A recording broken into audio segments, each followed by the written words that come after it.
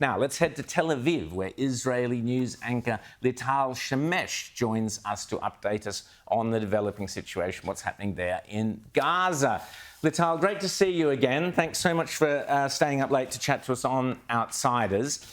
It's been, so the ceasefire's over. You've now got the IDF in there, moving into the southern part of Gaza. What's the mood in Israel? Is the support holding for the united kind of Israeli support for the IDF? What's happening? Hi, Rowan. Thank you so much for having me on the show. So yes, the situation in Israel at the moment is that the IDF is moving forward within the Gaza Strip towards the southern part of the Gaza Strip. 100%, Israel is backing the IDF 100% in this operation. And now you have to understand there is no other option than to take down, to wipe out Hamas from the Gaza Strip. We need to get back safety. We need to get back security to our towns, to our cities. And I must mention that throughout this operation, throughout the recent weeks, months, 2 months of the operation war that's been going between Israel and Gaza, we're still getting rockets. So we're talking about dozens of rockets being fired from the Gaza Strip into Israel whilst our IDF soldiers are inside the Gaza Strip. So whenever the world is talking about calling for a ceasefire, I'm asking, what about calling Hamas to release the hostages? Calling Hamas to stop firing rockets towards our cities and our towns? That should be like the first thing that needs to be asked for. Well, in my opinion, you can only have a ceasefire when every single member of Hamas is either dead or arrested and standing trial for murder and human rights abuses. Rita. Now, Lital, you would have seen the images that have gone around the world, and they've caused all sorts of uproar of fighting-age men, Palestinians who've been stripped to their underwear, sitting in rows. The IDF images have come out.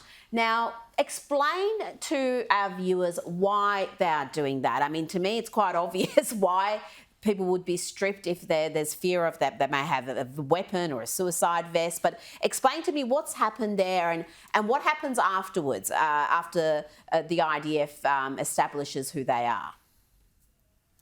Yeah, that's an excellent question, Rita, because I've been seeing a lot of fake news and videos going on online on Instagram and Facebook, spreading all kinds of different versions of what we're seeing. So I think it's important to clarify that these people are actually terrorists who are giving themselves up to the IDF soldiers. Some of them came out with weapons. Obviously, you need to strip them down to make sure that they don't have any sort of explosive devices on them before you arrest them. And I've been getting some questions from people asking, why does the world needs to see these pictures? Because some people are just seeing, middle-aged men sitting on the floor. And I'm saying it's not important for Europe to see it. It's important for the entire Middle East to see these pictures of terrorists being surrendered, because Israel is fighting this war not just against Hamas. Israel needs these pictures to go all over the Middle East, because we're getting rockets at the moment from Hezbollah up north. We're getting rockets from the Houthis from Yemen, firing rockets towards Eilat, the southern part of Israel. So we need the world to see that we are managing to win this war, that these terrorists are surrendering. So when I'm looking at these pictures, I honestly couldn't care less about what Europe is thinking. All I'm caring about is the Middle East and Lebanon, Hezbollah, Yemen, and Iran to see Israel is winning. Israel is winning this war, and Israel will fight Hamas. James. And I mean, Lital, it does look like we're coming closer to some sort of endgame. The reports are that Sinwar, the head of Hamas, is surrounded. We're waiting to find out what happens with that. Tunnel networks are being destroyed. What then is the next step for Israel and for Gaza? What does the endgame look like once Hamas is broken? Does Israel occupy Gaza again? Does an international force come in to occupy and pacify Gaza? And how do you prevent the mistakes of the past, which have seen, after conflict, basically rewarding terrorists for their bad behavior with more aid and redevelopment?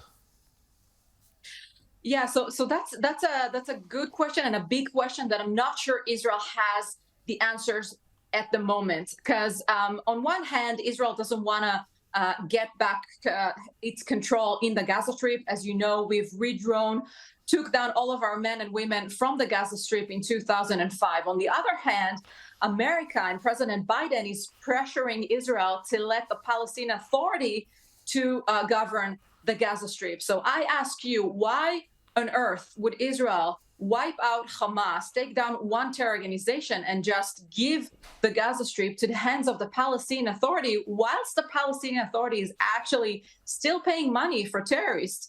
Actually, the Hamas terrorists who committed the massacre on October 7th are getting salaries from the Palestinian Authority.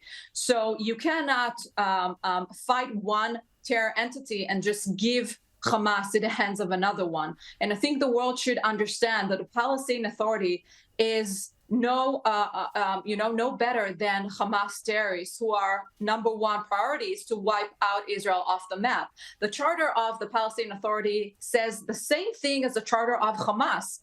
Israel, the Jewish state, cannot exist. One charter is religious, the other charter is secular, but it says the same thing. So I think we need to find some sort of a solution, maybe an international power forces that will control the Gaza Strip.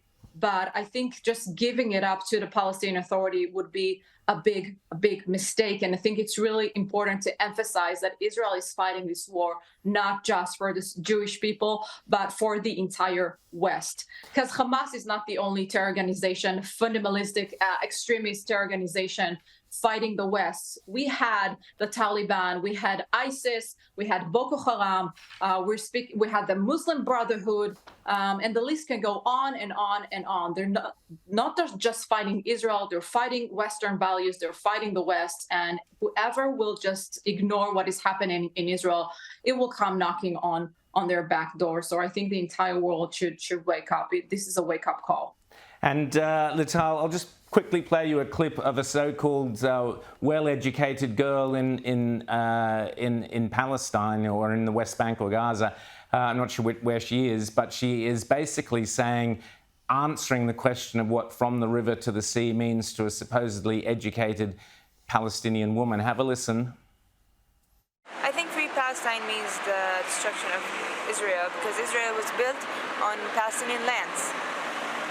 So what happens to the Israelis? Okay, go ahead. In order for Palestine to be free, we have to. Israel has to go away. So, Lital, Israel just has to magically go away. This is genocide this woman is advocating, in effect, and this is what all those students around the world, Australia included, horrible scenes, and I apologise on Australia's behalf of the scenes that happened on the Opera House and so on. But Lital, from the river to the sea means wiping out every Jew and destroying Israel. Why do so-called educated people accept this or not understand that it is genocide?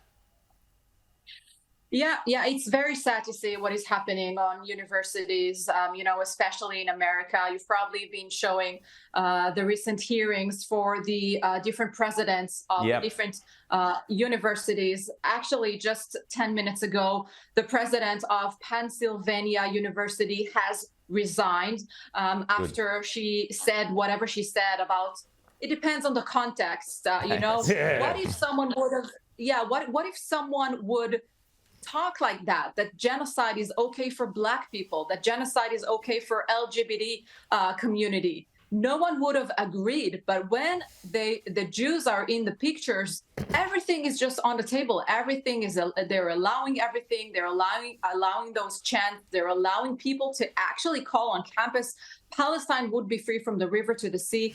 And you see for yourself, they hardly understand what they're chanting. They hardly understand what is going on. You just need to understand that there's a lot of money involved, a lot of Arab money involved in these projects, Hamas money, Qatar money, and the universities should just wake up and understand what they're calling, what they are allowing on their their surface. You see a lot of donors starting to take out their monies from the university, and I think that's the best way to really fight what is going on campuses, because this is our next generation.